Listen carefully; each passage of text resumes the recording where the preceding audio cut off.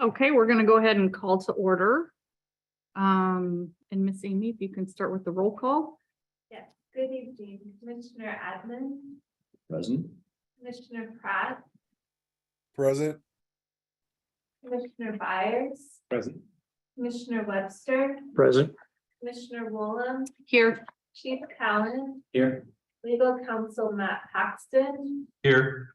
and then Board Secretary Amy Oakley.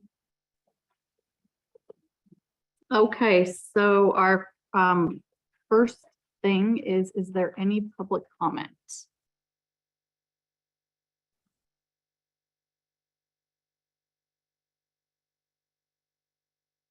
There are no advance requests for public comment, but Okay. if anyone on the line would like to make a comment, you can go ahead and unmute and raise your hand.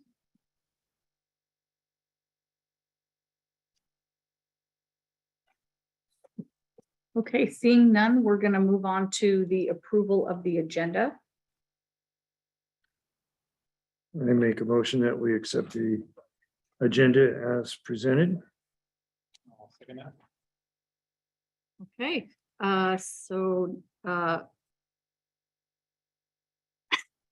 Discussion. oh, thank you. I was like, wait, my mind just went blank.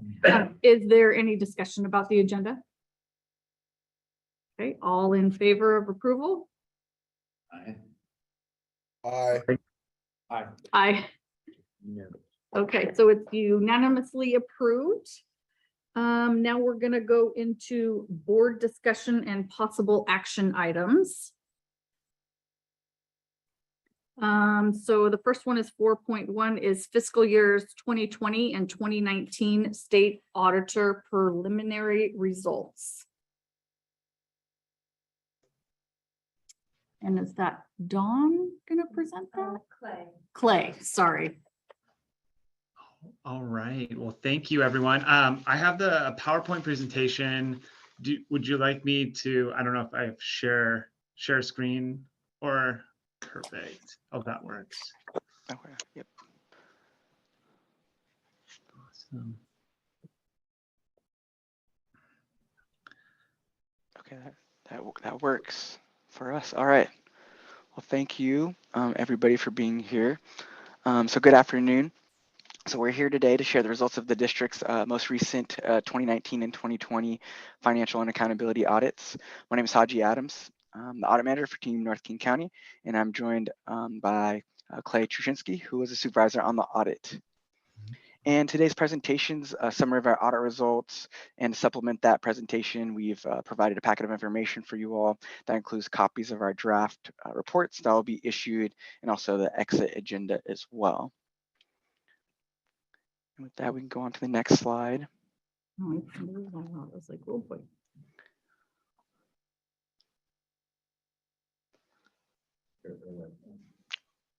Oh, there we go. All right, thank you. So I just wanted to go over the benefits of an audit. So one of the most important things about audits is their role in increasing trust in your district.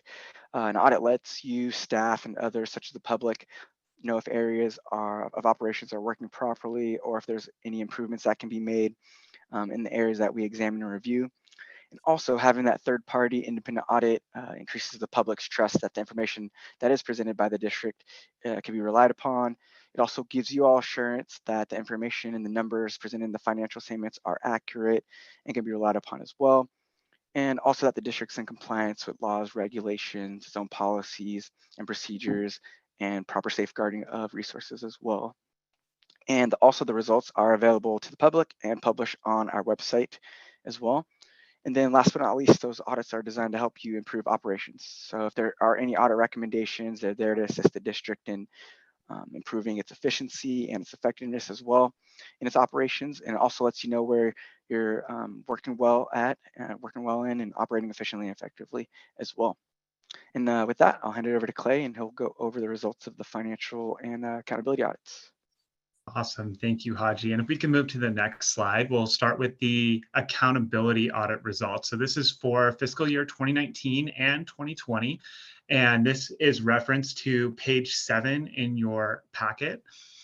And first of all, we always like to start with the results. So overall, the district's operations complied in all material respects with applicable state laws, regulations, as well as its own policies that provide adequate controls for safeguarding public resources. So in general, keeping with auditing practices, we're not able to look at everything every year, but we do perform an extensive amount of audit procedures, such as reviewing the meeting minutes, doing financial trending, leveraging our resources statewide with emerging issues with fire districts, other special purpose districts, and looking at the hot topics for each fiscal year that we look at. And so on the next slide, we go into the specific areas of focus for this year's this 1920 accountability audit. So we looked specifically at payroll, leave balances, leave accruals, and cash outs. That's something we typically we see a lot of at fire districts. And then we also looked at self-insurance for unemployment, something that state law requires us to look at every 2 years. And then we looked at electronic fund transfers, or what we call EFTs. That's been something statewide that we've been looking at all of our entities to see and make sure that we have good policies and procedures over those areas. And then we looked at open public meetings compliance requirements, as well as financial condition. Are there any questions about the areas or the accountability audit results? No, looks like we're all good. All right, awesome. And with that, we'll go ahead and we can move into the financial statement audit. And so this again is a summary of the financial statement audit results for fiscal year 19 and 20. And that is referenced in page 11 of your audit packet for the full audit report. Overall, we are issuing an unmodified opinion on the regulatory basis of accounting. So a good, clean audit opinion. Of course, we do have the adverse opinion on US GAAP, since the district does report on the regulatory basis of accounting. We have to, under auditing standards, give an opinion on US GAAP. And then we also perform our audits under governmental auditing standards as well. And one thing that government auditing standards requires to do is to give a report on internal controls. So we're happy to announce that we didn't identify any significant deficiencies in internal controls, and no deficiencies in material weaknesses, and then no instances of material noncompliance in the financial statements. We, however, did have a financial statement recommendation that we will talk about more in the next slide, related to reporting on the schedule of long-term liabilities for OPEB. So if we could move to the next slide. We are issuing a management letter related to reporting of other post-employment benefits, or what we call OPEB, related to left one retirees. So one thing that state law requires is that districts are they are responsible for paying medical expenses for all left one retirees. And there was a change in the regulatory basis of accounting that required the reporting of left one other post-employment benefits on the schedule of long-term liabilities, effective for the year end fiscal year 2019. And so the liabilities were not reported in 19 and 20. And so we have discussed those with management, and based on inquiry, those are corrected moving forward. And so those applicable requirements for OPEB are now on the long-term liabilities for 19 and 20. And then, of course, the notes that go with those in the financial statements. So that has all been updated and corrected. Is there any questions about the financial statement audit results or the management letter? I have a question. Yes. So my understanding is that adverse comment regarding GAAP is just because the district uses a cash accounting basis. That's kind of been a ongoing historic comment. It's not really, doesn't reflect that there's a Absolutely. core practice in place. Absolutely. And that's every cash basis district in the state of Washington receives that same opinion on the GAAP basis, and it's acceptable basis of reporting under of accounting in Washington state. So yeah, every cash basis district has that same opinion. My only other question is just what is so this was fiscal years 19 and 20. Mhm. Why those particular years? I mean, I guess I understand we get an audit periodically. Why those particular years as opposed to the most recent 2 years? I'm this, this before me, but You might know. there might have been a delay, and so they ended up doing 2 years. I don't know. Mhm. We've been historically on a 2-year cycle for the North Shore Fire Department, and we are just kind of getting caught back up to get on par.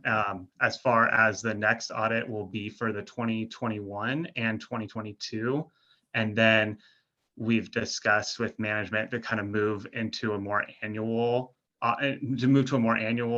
audit to better align with Shoreline Fire Department as well. So we're kind of going to be moving to an annual basis to align practices with Shoreline. Okay. So question, when will you start the 2021, 2022 audit? Will that be sometime next year? Yeah, we currently have that scheduled for fall of 2023. Okay. Thank you. Yeah, that answers my questions. Thank you. Awesome. All right. Well, we can go ahead and jump to the next slide. Just have a couple kind of audit standard communication that we have to go through before we wrap everything up.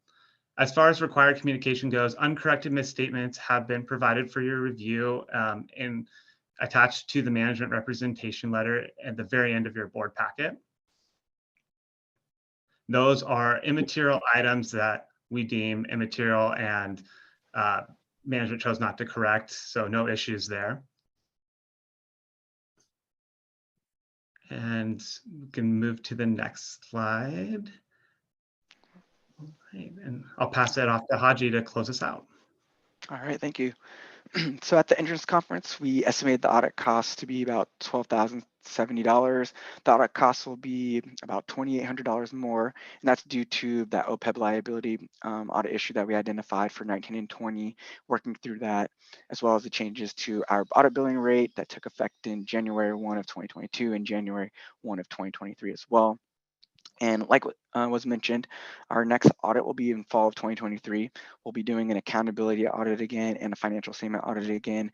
And both those will cover 2021 and 2022. And then like Clay had mentioned, going forward after that, we'll be conducting an annual audit for each of those periods. And then we've provided an estimated cost for the next audit in your packet as well. And that's on page 2 as well. I have a question. Sure. Given that the North Shore Fire District is under the contract for service with Shoreline, would there be a combined audit process, or is it still going to be 2 distinct audit processes based on like legal requirements? Right. Currently, I believe it'd be 2 separate audits going forward. Yes. Okay. There's the legal entity of tax collection and all of that, and you do have a North Shore Board of Commissioners budget that would still require, those. Got you. The question I have in that, and I'm glad you brought it up, the question I have in that regard is that the amount of expenditures and I don't know, body of work, that's done with the North Shore budget is fairly limited. It's still got a dollar value to it, but most of that is just a one-time. It's a transfer to Shoreline for the contract. Is that positively, or does that affect the amount of work that you have to do, and would that be reflected in costs moving forward? Clearly it wouldn't be for your next audit, but for future audits beyond that, I would think it'd be fairly limited, or at least in scope. But is that accurate or no? Yes, that would be accurate. Okay. Sorry, Clay, did you have anything more there? No, I was just confirming that as well. Okay. Yep. Thank So, yep, we get some economies of scale as well. Okay. And then we can move on to the next slide as well. So the audit reports, so what you have in front of you today are draft copies. So the audit reports will be published on our website. We expect the report to be published in about a week. or two from today. You can sign up, be notified by email when the audit reports are posted to our website. We've also provided a link. You'll receive a notification when the reports are released, and also there'll be some instructions there on how to locate the reports on our website as well. And then we'll also be sending a customer service survey. So we ask that you please complete it. Let us know what went well. So if there's anything we can do to improve on the audit experience for next time as well. And with that, we can go to the next slide. And last but not least, we wanted to thank the district for their friendly and professional interactions with us during the audit. The audit was conducted remotely, so we definitely appreciate all the hard work on your side. And we also want to thank the district for its commitment to strengthen the relationship with the Office of the Washington State Auditor as well. It was a good experience for us as well. So we wanted to send those kudos to you as well. Thank you. Thank you. Yeah. And last but not least, this concludes our presentation. And again, we thank everybody for being here today and your participation in the meeting. And at this point, we'll open it up for any comments or questions. I think we already had them. Okay, I think everyone already asked their questions that we had, so we don't have anything further to ask. Okay. All right. All right. Well, thank you so much, everyone. We appreciate your time. Thank you. Thank you. Definitely. Thank you. All right. All right. Bye. Bye-bye. Bye. So now we're going to go on to item 4.2, fire benefit charge appeals hearing. Right, and so I have a summary for it, and then people that we had 13 appeals. So if anybody wants to speak in regards to that, then we would open it up for comment. Okay. We had 13 appeals. Most were denied. There was, most of them were for sprinkler square footage, and then there was a couple for senior discounts and so forth. There are 3 that I'm recommending that the board approved, Okay. and all 3 of them have to do with senior discounts. Mhm. And there's been some fairly significant delays in the county in processing senior discount applications. So there's a delay. So some of these are for a couple of years, Okay. literally. And then we also had a couple of late additions that can't even apply yet. They're trying to get accepted into the county system. So my recommendation would be to approve the 3 appeals for senior discounts, and the latitude to look at the 2 if they get validated and approved at the county, to retro those 2 as well. Only if they get approved at the county level. The county is they're the end deciders, on the senior discount and the level of that discount. And so if you grant me that latitude, if the other 2 get approved at the county, to also apply those or approve those appeals. Or is this a residential or is this? Yes, Okay. all 3. Well, I don't have any data on the other 2, Okay. but the 3 that I know of in front of me, are single family. Well, I don't mind approving the 3, and then if we, the other 2, just bring it to the board and more. Okay. We'll I can do that. Yeah. So I got and again, it'll be conditional on if and or when the county ever gets to it. So do you need a motion to accept that? Or just a consensus? Well, and then, but if these other ones that are being denied, I don't know if there's anybody that's on that would like to speak to it. They've all been informed of the denial. So, if I don't know if there's anybody, maybe open it up and see if anybody's there that needs to speak to an appeal. Is there anybody that wanted to speak regarding the appeals? Now I'll take them. Okay. How do they get denied? Is this? So that's a good question. So we kind of have a tiered response to this. And so Jennifer Kunkel handles all the Lake Forest Park and Kenmore appeals, and Kimberly Parker does Shoreline. And they look at those, and a lot of these can be validated or denied fairly easily if it's like a square footage issue or a sprinkler issue.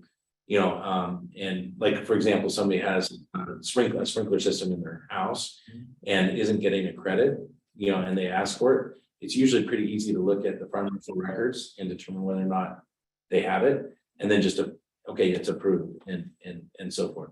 Those are easy, or denials, for that, same reason.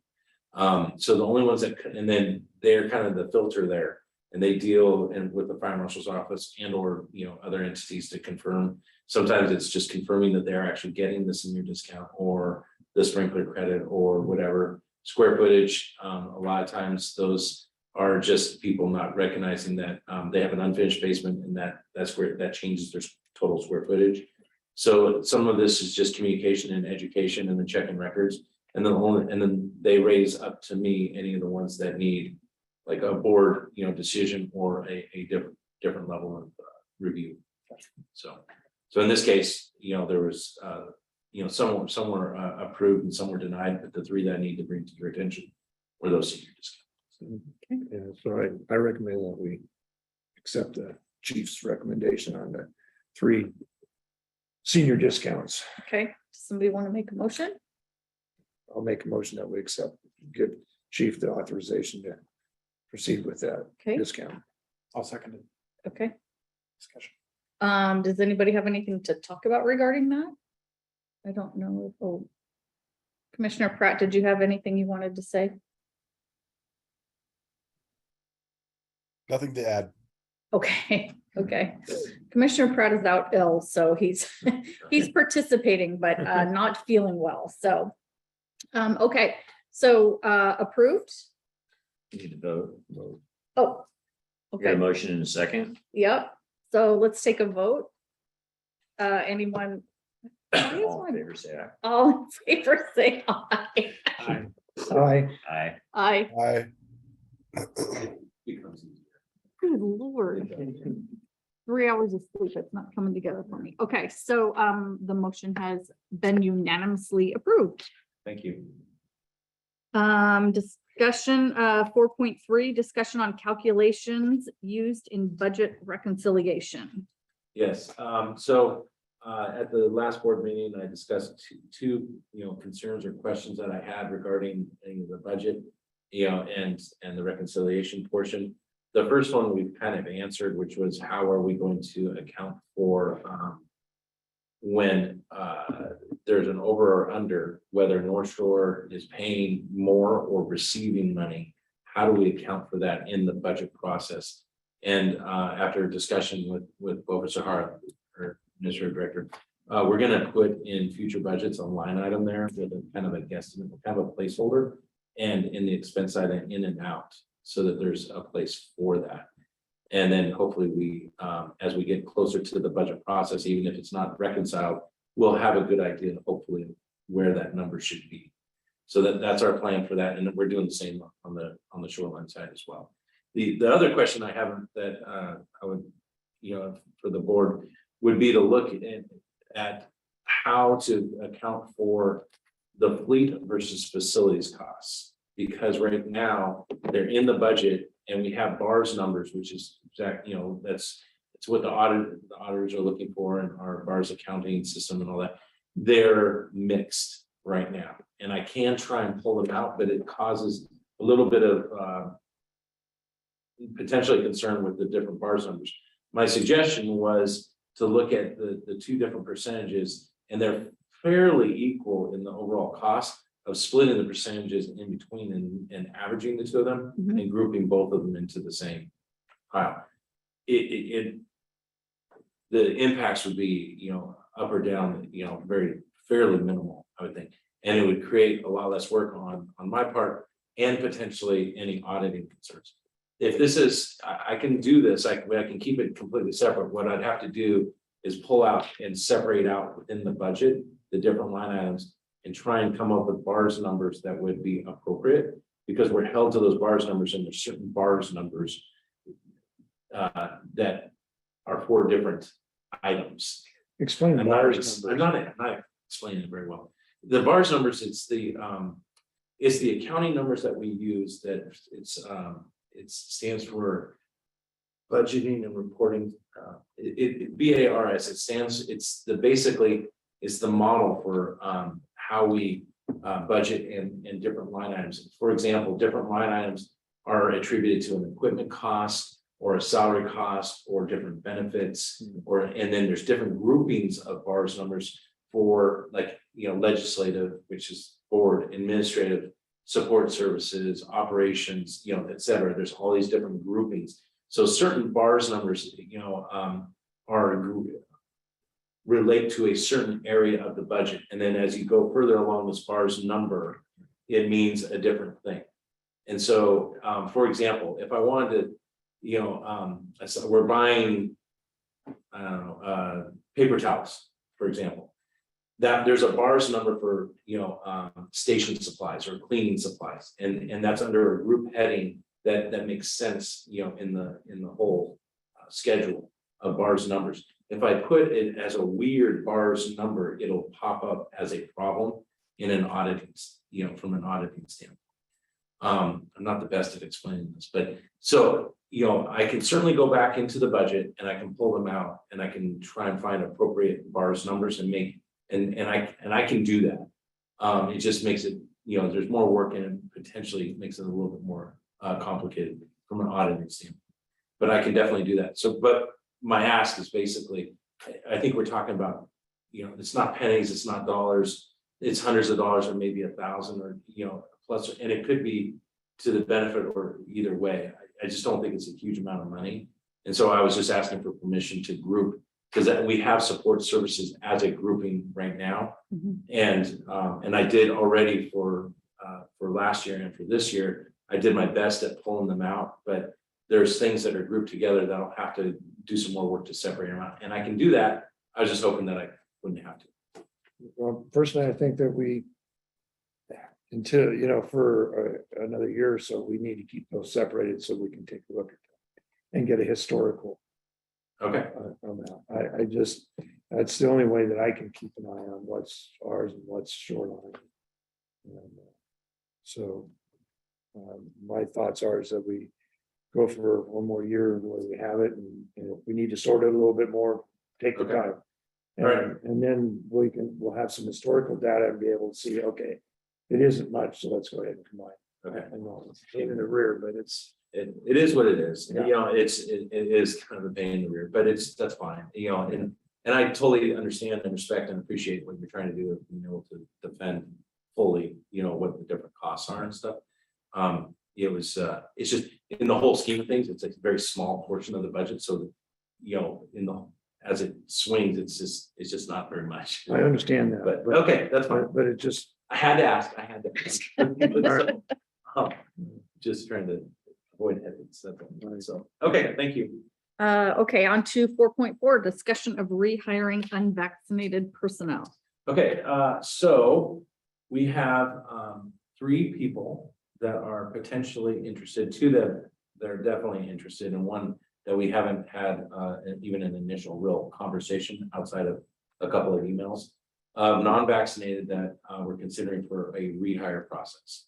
So where we're at with this is we've started the compiling the forms, we've applications and the documents that we need to start the rehire process. We're hoping to schedule, we're in the process right now, we're in the process right now of scheduling interviews, hopefully for next week. At which point then we can really kind of lock down, say you're interested, we're interested, let's do what's called a conditional offer. The conditional offer would be conditional on passing the background check, driver's abstract, a medical and a physical, agility. To make sure that everything's good to go for bringing them back on board. Part of this is also is an evaluation of potential spots that we have to fill. Because if we don't have a spot to fill, then we don't necessarily need to bring them back right now. We could delay that or something like that. And we're still in that process. In this case, we have 1 paramedic and potentially 2 firefighters. And we definitely have a need for a paramedic. Maybe not so much for the firefighter positions, but we'll have to cross that bridge, and see really what our needs are. Assuming that that both of them are both interested and we're interested in having them come back. They're not, but the 2 firefighters are not, they're not budgeted either. So that would have some impact on our budget as well. But then there's also positives like potentially lessening, overtime and so forth. So Yeah. it's on the agenda to give you an update as to where we're at with this process. I'll have a much better understanding after we have the interviews and can make it the conditional offers. I have a couple of questions on that. One is what's our King County Medical say about unvaccinated? Our medical director, Right. Is it Dr. Dave Reyes? stayed, Dr. Ray, he stayed fairly silent on any of this.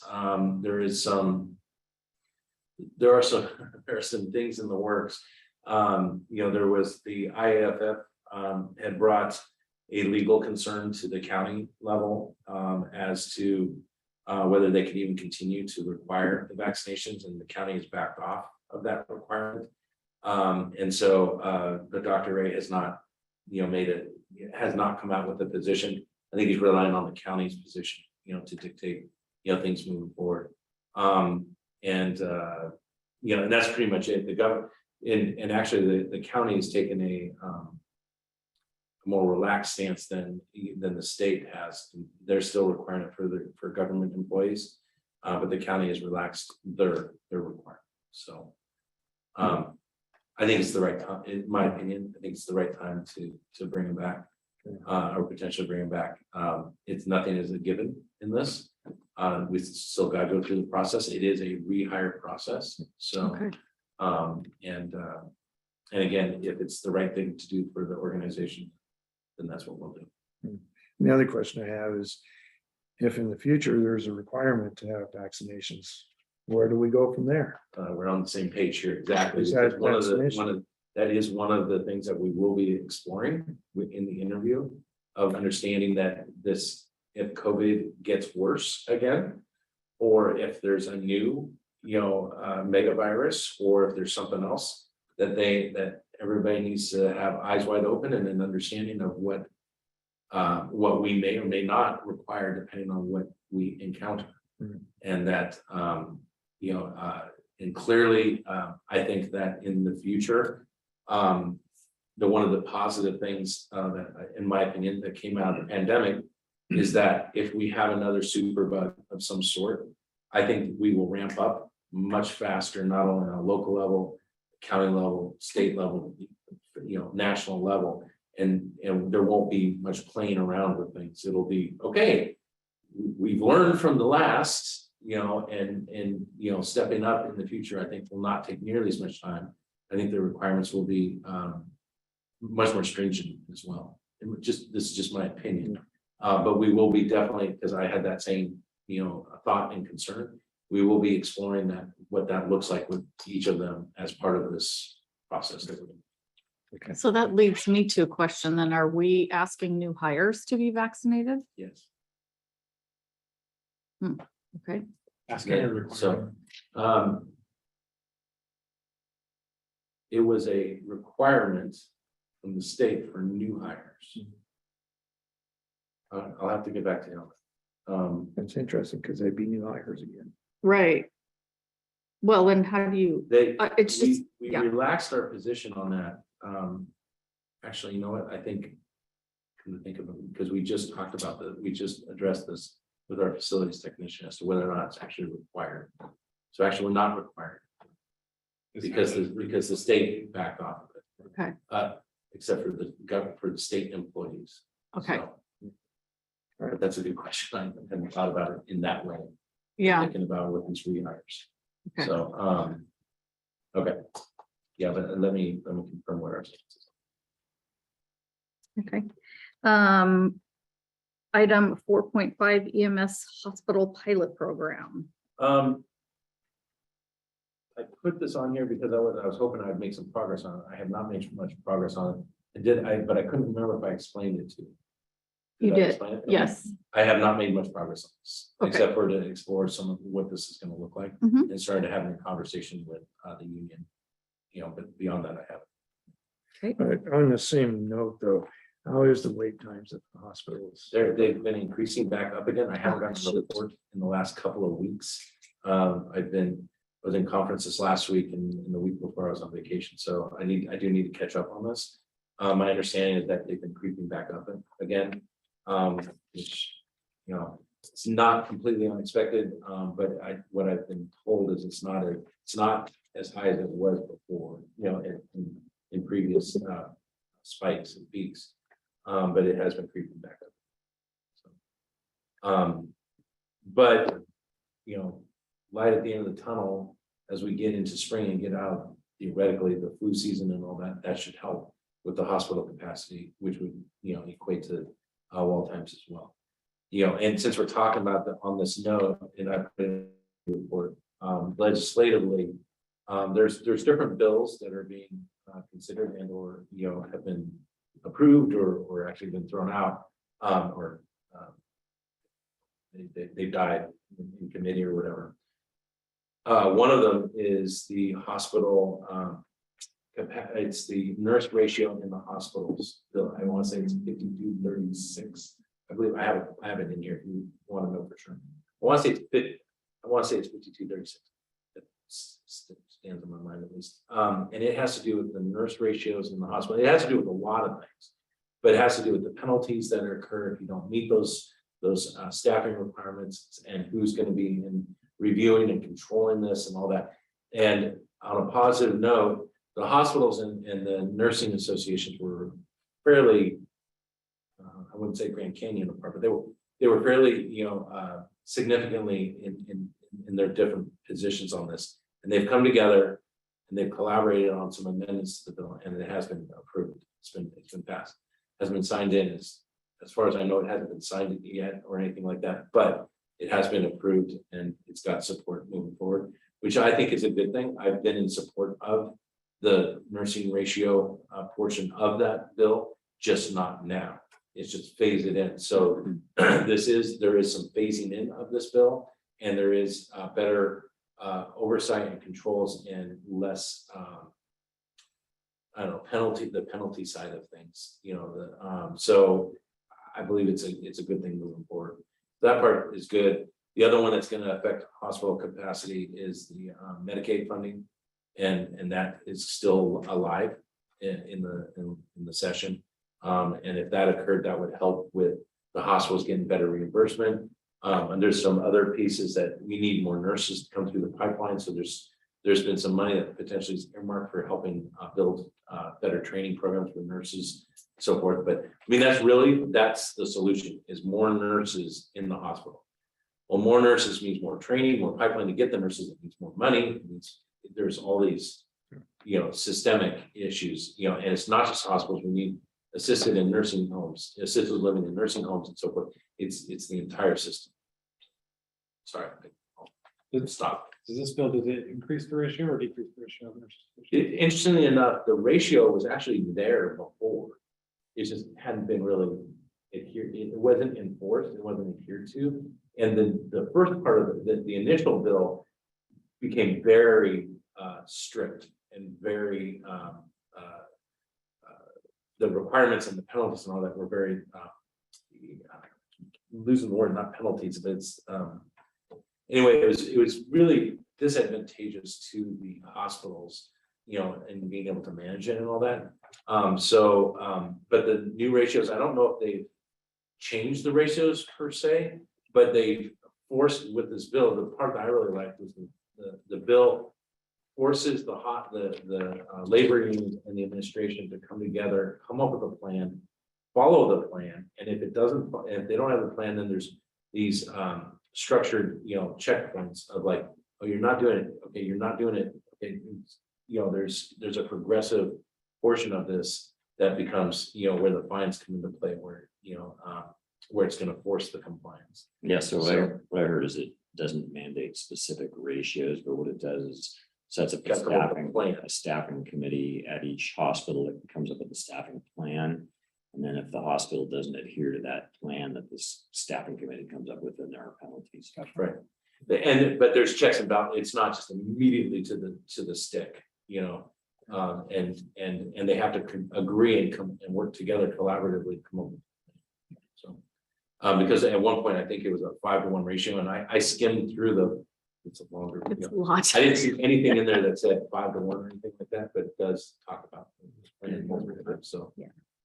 There's actually a really good Tuesday series is a paramedic lecture lecture series once a month. And today, Dr. Steve Mitchell gave a presentation on this exact topic Oh, about well, you're probably better versed on this one. system capacity and how essentially, you know, a large portion of the problem is also that hospitals are boarding patients because they're done with their treatment in the hospital, but they can't be discharged because there's no place to discharge them to. There's lack of capacity in the community to receive those discharged patients. And so there's a whole lot of aspects to the problem. It's even in the rehab, facilities, not just And assisted Medicare has nursing, a lot to rehab say facilities. on that too. That's the big problem. What, I'm sorry, what was that? Medicare is a big problem because their funding is so low that these homes can't take the people because they're not getting paid enough to keep staff on. Sorry, I said Medicaid and Medicare. They're looking at, Medicare is a big problem right now. And it's kind of, well, it hasn't been increasing. For a long time. well, that's not something we can control as a board though, so. Okay. Okay, so on to board resolutions, and there are none. So the next thing will be the consent agenda. I make a motion that we accept the consent agenda as presented. I'll second. And is there any discussion? All in favor? Aye. Aye. Aye. Passes unanimously. And it was, I just looked it up. It is Senate Bill 5236, if you want to look at the specific language. And now we're gonna go on to reports. So we've got the chief's report next. You have one question, but I'll entertain any questions that you have first. I have a couple of questions. I just noted on one of the items in your report was consortium, and you said starting discussions with Bothell. I don't know what you're at liberty to share, if there's anything happening now. Sure, it's nothing, significant really at this point. As the consortium got set up and then has progressed and grown, and as we've had members, joining and exiting and so forth, we found gaps in the ILA, the contracts that we need to address. We've known this for about year and a half, but with everything that was going on and Eastside leaving, and then potentially what Bothell was going to do and so forth, it wasn't worthy to spend the time last year looking at the ILA and fixing things. If all of a sudden everybody left and it was just Shoreline that was left, then we don't need an ILA anymore, kind of thing. So I wasn't interested in spending the time to address it then, but we do need to address it here in 2023, at least at this point. Bothell's going to be in, at least into some portion of 2024. And so at some point later this year, we need to clean up the ILA, have some joint labor management discussions with the Bothell Union and administration and Shoreline Union administration. And so I've been talking about it a little bit over the last few months with Bruce Crone, chief who's now retired, and Jerry Hughes, the deputy chief of operations there, who's I guess he's the interim chief right now until they have a new interim fire chief that'll be on board coming next month. I don't know when, sometime in April, I think early April. His name's Mark Risen. You may recognize the name. He was the Bellevue fire chief. I don't remember exactly the timing of this, but then he became the interim fire chief in Woodinville when I think Jay Hagan became the fire chief in Bellevue, and then I think he may have gone back to Bellevue briefly, but then I think retired out from there. So he's definitely familiar with our area. And what I've been told is that it's where it was potentially a little bit lower priority for the city, is now a very top priority, fire department related at least, to evaluate the regionalization options that are open to them so that they can have a discussion at the city council level to figure out what direction they're going to go. If they are going to pursue it, what are they going to pursue? If they're not going to pursue it, then they need to go out and recruit a new fire chief, deputy chief, etc.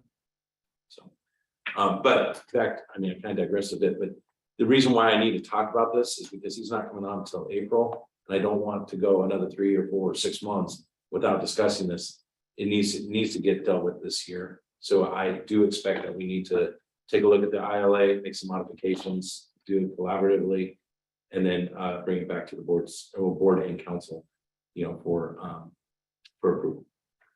And then another item under consortium, you indicated, Waltham Fire Department is tentatively needing a fall academy, so would that be put on by the consortium? Yes, it was interesting that some of the conversations I attended, Chief Crone's retirement ceremony, and then I ended up having a couple of conversations, and they don't know what their staffing needs are quite yet, and potentially could get affected depending on if regionalization is pursued, and or how fast it's pursued would have a great impact on what their staffing needs are. But what I've been told is that they potentially have a need for around 6 this fall. My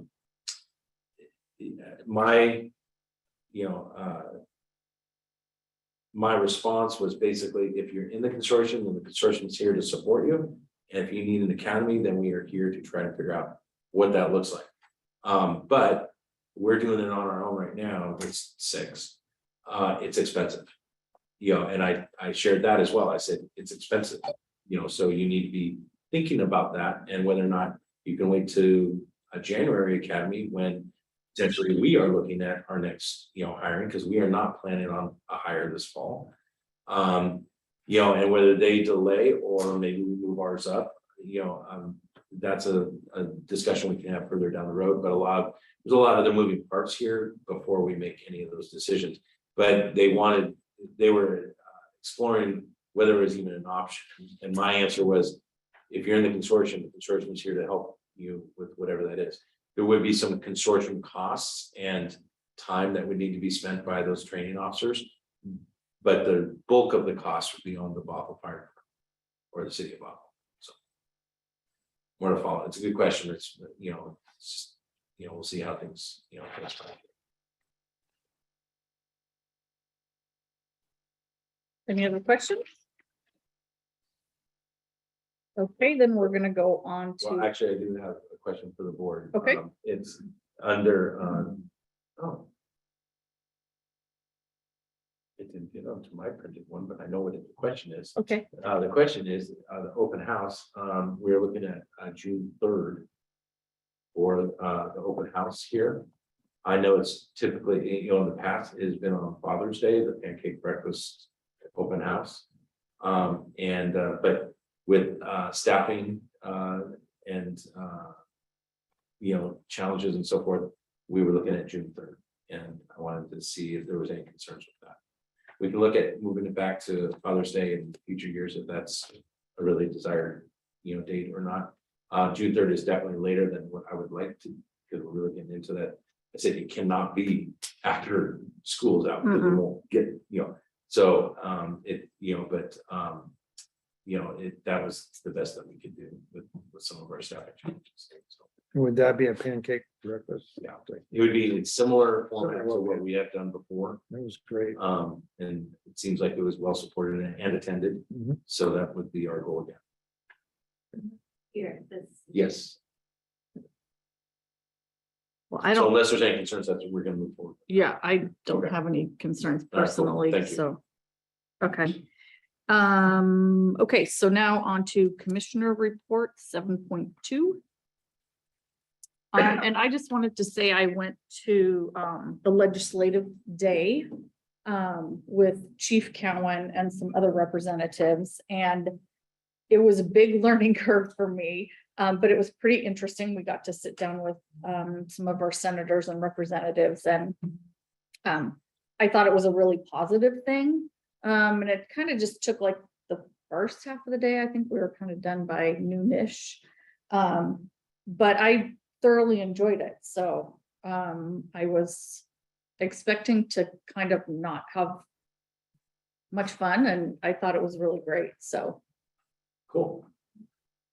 We were Did- able to meet with Representative Dewar, Rio, and Senator Stanford. Mhm.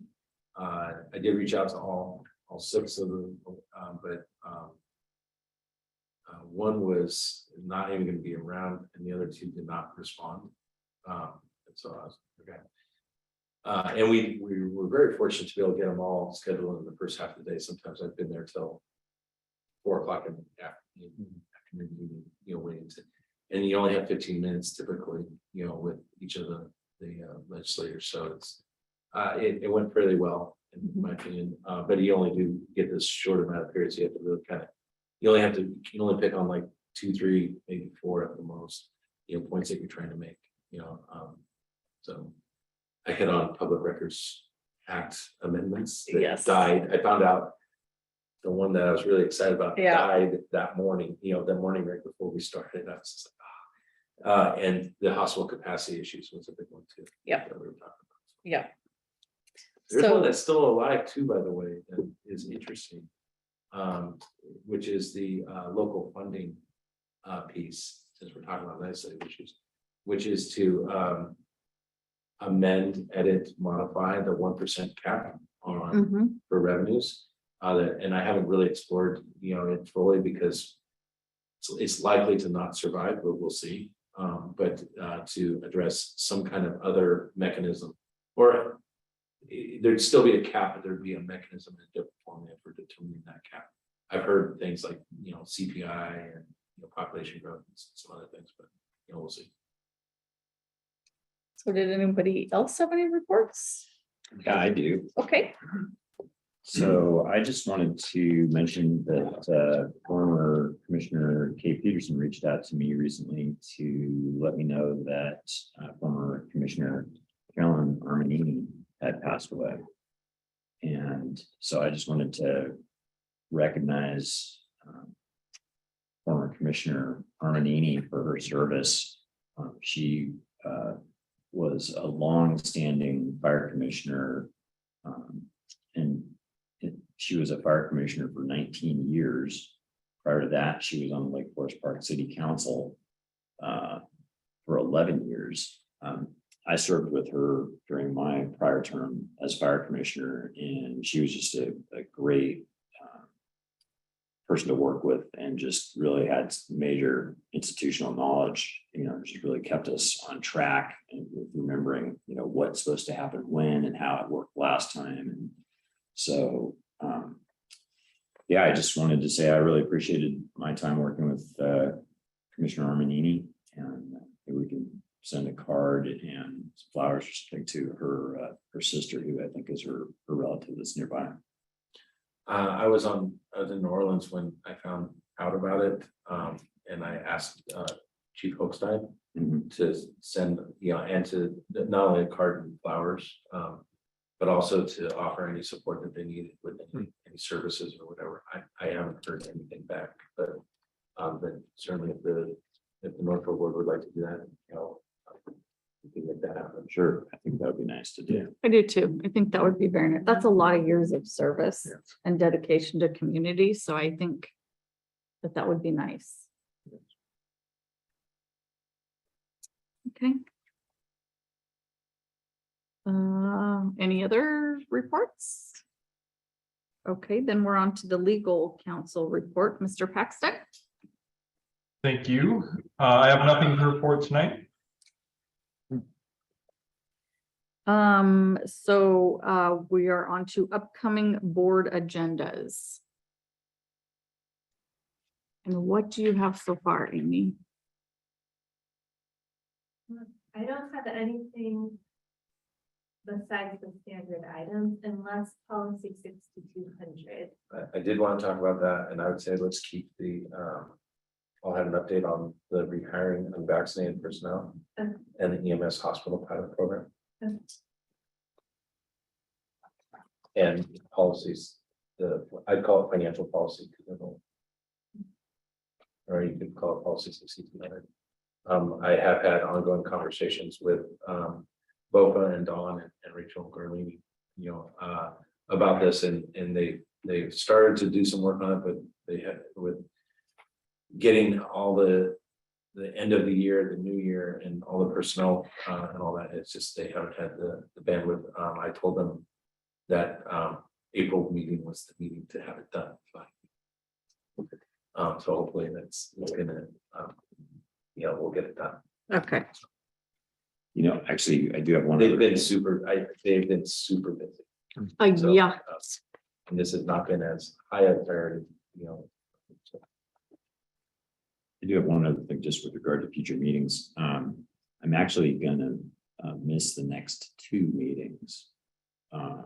I could try to zoom in if possible, but I don't know that I'll be able to. I'm gonna be in India oh, on a kind of a unique travel adventure. And Really? so depending on how the time change goes, Yeah. I may be able to zoom in, but I'm gonna be gone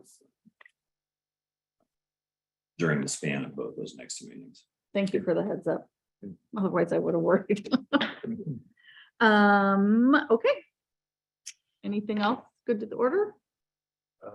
I do want to, we are setting the date for our annual banquet. It's likely to be at the very end of April, the 27th or 28th. I think it's the 28th. 29th. That's Saturday. April 29th is what we're looking at. Okay. We're looking at doing it at the Nile Golf Course. Mhm. Again. We have a bigger group, so I don't know if the bowling alley is gonna fit it anymore. Yeah, So, and we'll try and get a save the date out, as soon as possible. And you'll see it in your emails as well, if you have a nomination for, of the year awards. And because we'll be recognizing, the 2022, personnel that have gone above and beyond. nice. Good. Okay, if there's nothing else, I'm gonna go ahead and adjourn. Thank you. Okay, meeting adjourned. I will be on for the pancake I will. breakfast.